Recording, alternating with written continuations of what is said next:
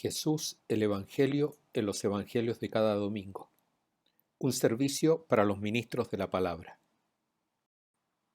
29º domingo del tiempo ordinario. Proclamamos el texto de Mateo, capítulo 22, versículo 15 al 21. Después de esto, los fariseos se retiraron para ponerse de acuerdo en atrapar a Jesús por alguna de sus afirmaciones. Los fariseos enviaron a sus discípulos junto con los partidarios de Herodes a decirle a Jesús: Maestro, sabemos que dices la verdad y que enseñas el camino de Dios con fidelidad, sin dejarte influenciar por nadie, pues nos miras las apariencias de la gente. Danos tu parecer. ¿Es lícito o no dar el impuesto al César? Jesús, dándose cuenta de su mala intención, les dijo: Hipócritas, ¿por qué me ponen a prueba? Muéstrenme la moneda con que se paga el impuesto. Ellos le llevaron un denario. Jesús entonces les preguntó: ¿De quién es esta imagen y esta inscripción? Le contestaron: del César. Jesús les dijo: Entonces den al César lo que es del César y a Dios lo que es de Dios. Quedaron maravillados de la respuesta y dejando a Jesús se fueron. El contexto nos ayuda a clarificar los significados del texto. En primer lugar, el contexto literario. Nuestro texto pertenece a la unidad literaria de Mateo 21:1 al 23:29. Se trata de una serie de controversias de los dirigentes de Israel con Jesús. Todo esto ocurre en el contexto sociocultural del desafío al honor. Los dirigentes de Israel, luego de las 3 parábolas de Jesús, es decir, de la parábola de los hijos enviados a la viña, la de los viñadores homicidas y la de los invitados a la boda, después de estas 3 parábolas, en las que Jesús desafiaba su condición de pastores de Israel, con una referencia a Ezequiel 34, los dirigentes se enfrentan a Jesús con 3 difíciles preguntas. Una de carácter político, que es nuestro texto: ¿hay que pagar el impuesto al César o no? Otra pregunta relativa al matrimonio y otra a la importancia de los mandamientos. Las preguntas están a cargo de diversos dirigentes de Israel. La primera, fariseos y herodianos; la segunda, saduceos; la tercera, maestro de la ley. Mateo deja claro el propósito. Quieren hacer caer a Jesús en una trampa, quieren ponerlo a prueba para deshacerse de él. Sin embargo, las respuestas de Jesús dejan admirados y callados a sus contradictores y deja asombrada a la gente. El contexto sociocultural. Mateo ha reunido pasajes que responden a una conocida estrategia para defender el honor o la fama adquirida en el siglo I y también para poder degradar a aquel que se tiene por importante y no lo es. Esta conocida estrategia se conoce como desafío al honor. La gente tiene a Jesús por profeta y maestro en Israel, aunque Jesús no se denomina así, pero tampoco rechaza estos títulos. Sin embargo, la conducta de Jesús, como tocar leprosos, comer con pecadores, expulsar a los vendedores del templo, y la enseñanza de Jesús muchas veces contradicen lo que oficialmente enseñan los dirigentes de Israel, incluyendo a sus expertos, los maestros de la ley. ¿Es entonces Jesús profeta y maestro si parece contradecir lo de Dios? ¿Qué hay que hacer? Demostrar ante la gente que cumple las veces de testigo y juez que Jesús no es enviado por Dios y que no tiene antecedentes académicos, por eso tampoco es maestro. De hecho, sus familiares son artesanos de Nazaret, provenientes de Nazaret, y de ahí puede salir algo bueno. De aquí las difíciles preguntas a las que Jesús es sometido. Si Jesús se calla o si Jesús contesta mal, queda degradado en su condición de profeta y maestro, y esto por el veredicto de la gente que presencia las controversias. El contexto teológico. Nuestro pasaje presenta una cuestión teológica de fondo. ¿Quién es el Señor de Israel? Para unos, la mayoría, si Dios es el soberano, ¿por qué pagar impuestos al emperador? Así, por ejemplo, los fariseos. Para otros, si Dios castigó a Israel por sus pecados y dio la tierra a los romanos, ¿por qué no pagar si además se pone en riesgo la existencia de Israel? Lo claro es que aquella gente del siglo I estaba hastiada del impuesto al César, llamado tributum capitis. Ellos pagaban este tributo desde el año 6 después de Cristo, cuando un procurador o cuando los procuradores comenzaron a hacerse cargo de Palestina. Lo tenía que pagar todo judío adulto, judío sobre los 12 años. Y este impuesto, junto con el impuesto al templo y junto con los impuestos que tenían que pagar por productos que comercializaban, constituía un alto porcentaje de sus ingresos anuales. De aquí el descontento profundo de la gente en el siglo I, particularmente por este impuesto al César, país o imperio que los dominaba. El tema de fondo de nuestro pasaje es el señorío de Dios sobre Israel y sobre las autoridades, sean estas israelitas o no. Nuestro texto pertenece a un dicho o sentencia breve enmarcada en una controversia, ese es su género literario. Su organización, el versículo 15 en la introducción, se nos presentan protagonista y el propósito. Los versículos 16, 17, la pregunta, primero los adversarios captan la benevolencia de Jesús y luego le hacen la consulta acerca de si hay que pagar el impuesto al César o no. Los versículos 18, 21, la respuesta de Jesús. Jesús exterioriza la mala intención que ellos traen en el versículo 18. Luego pide un denario, versículo 19. Hace una pregunta y luego elabora su respuesta, versículo 20-21. El versículo 22 es la conclusión. Mateo nos dice que los adversarios se alejan de Jesús, admirados de su respuesta, y lo dejan tranquilo. El versículo 15 comienza con después de esto, expresión que se refiere al enfrentamiento que tuvo Jesús con sus adversarios a propósito de las 3 parábolas que ya recordábamos. Ellos han quedado mal ante Jesús y la gente, por eso una vez más se ponen de acuerdo para complotar contra Jesús. El verbo es symbolium, que Mateo emplea en varias oportunidades para ponerse de acuerdo y decidir acabar con él.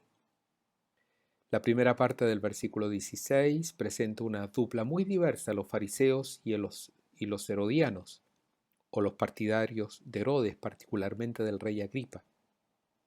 Los fariseos es el partido que integra el Sanedrín en Jerusalén, en la región de Judea.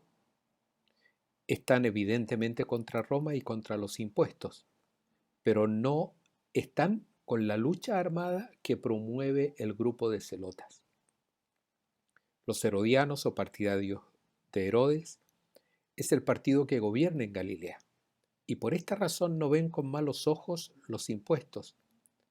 Ellos favorecen la presencia romana en Galilea, que les permite gobernar. Es evidente que en aquel tiempo hay ásperas discusiones sobre si pagar el impuesto al César o no entre fariseos y herodianos, y también entre el pueblo. Hay una cuestión fundamental en entredicho: la soberanía del Señor. ¿Es Dios el soberano de Israel o no? La segunda parte del versículo 16 es la captación de benevolencia. Se trata de un recurso retórico, oral y escrito, para atraer la atención al iniciar un discurso, incluso cuando se inicia una discusión. Por eso le dicen a Jesús: sabemos que dices la verdad, que enseñas el camino de Dios con fidelidad, etc. Cuando se habla de camino de Dios, se está hablando de un tema familiar en la Sagrada Escritura, tanto en el Antiguo como en el Nuevo Testamento. Y el camino de Dios es enseñar a vivir según la voluntad de Dios. Se trata entonces del camino de vida que lleva a Dios. Cuando se nos habla de que Jesús no mira la apariencia de la gente, la expresión griega literal es no miras el rostro de los hombres. Y esta es una forma hebrea de hablar para indicar que, en este caso Jesús, no hace acepción de personas, no tiene favoritismos. El versículo 18 emplea el sustantivo hipócritas, es lo que le dice Jesús a sus adversarios. La palabra hipocrités en griego designa la máscara empleada en el teatro griego para representar los diversos personajes de una obra teatral. Hipócrita, por tanto, designa a aquel que no es recto, en este caso a los adversarios de Jesús, que en realidad no les interesa aprender con su pregunta. Van con una segunda y mala motivación, que es deshacerse de Jesús, probar que Jesús no es maestro ni profeta para deshacerse de él. En el versículo 19, Jesús pide un denario. Es la unidad básica del sistema monetario romano. Corresponde a 3,80 gramos de plata. Y un denario es el pago por un día de trabajo agrícola o la subsistencia media durante el día. El denario tenía la imagen del César, que en ese momento era Tiberio, y tenía dos inscripciones. Por un lado decía Tiberio César Augusto, hijo del divino Augusto, y por otro lado decía Pontífice Máximo. Ambas inscripciones blasfemas para un judío. El versículo 21 nos habla del César, y César es un título que inició la familia Julia en el siglo III a.C., que con otro título, Augusto, se convirtió en nombre imperial para los emperadores romanos. La soberanía y el culto divino al César trajo serios problemas para los judíos y para las comunidades cristianas del siglo I. Los versículos 20 y 21 contienen el centro del mensaje en torno a un sustantivo, la palabra imagen, eikon en griego. Este término aporta la interpretación de todo el pasaje. En la Sagrada Escritura, el término imagen aparece al inicio de ella. Hagamos al ser humano a nuestra imagen y a nuestra semejanza, un texto muy importante, un texto que todos los judíos conocían. Por tanto, si el denario tiene la imagen del César, hay que entregárselo a él, al César, lo que es del César. Pero si el ser humano está hecho a imagen de Dios, ¿por qué tiene que entregarse al César? A Dios lo que es de Dios. Jesús, con esta respuesta, está delimitando aquellas cosas que tenemos que ofrecer a Dios. Y lo que tenemos que siempre ofrecer a Dios es nuestro ser, nuestra existencia.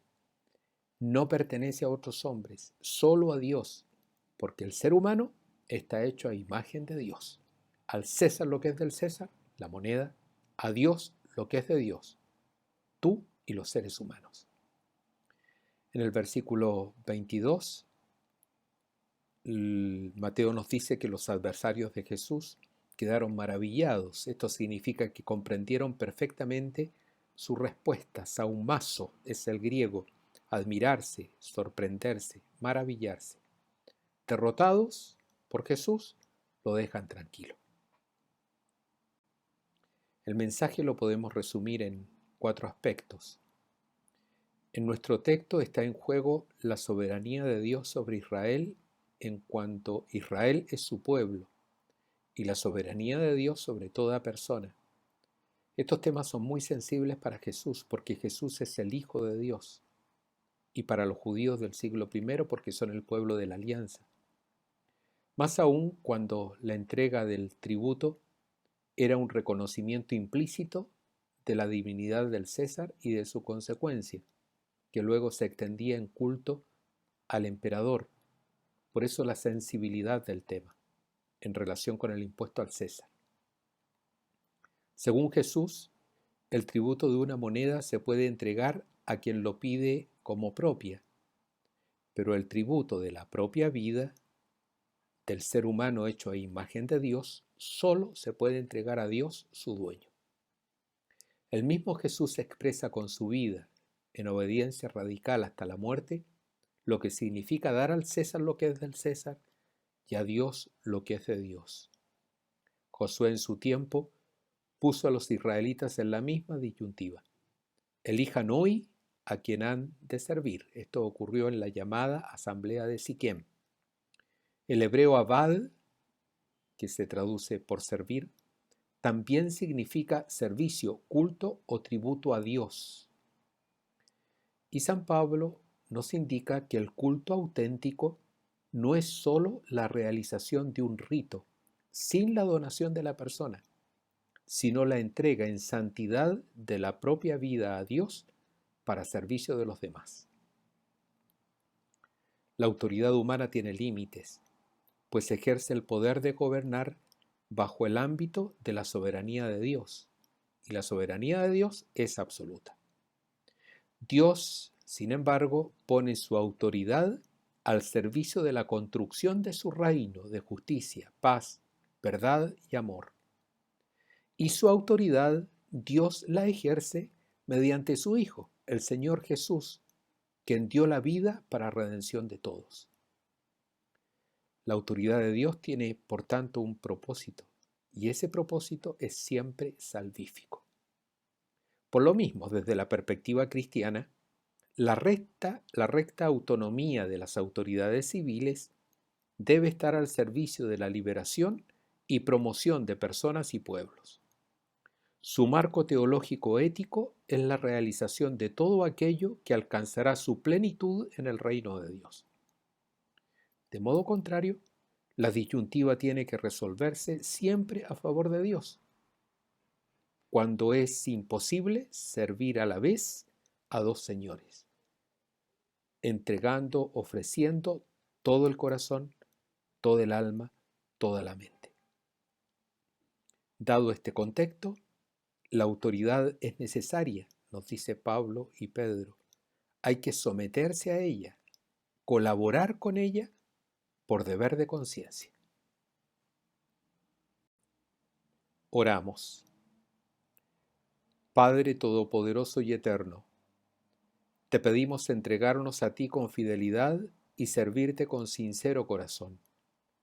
Te lo pedimos por nuestro Señor Jesucristo, tu Hijo, que vive y reina contigo y el Espíritu Santo por los siglos de los siglos. Amén.